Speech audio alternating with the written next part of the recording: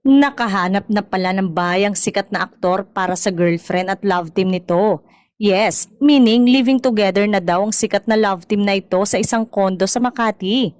Kalat na kasi ang chikang sobrang seryoso na raw ang aktor sa aktres and now is girlfriend to the point na nais na niyang pakasalan ng aktres.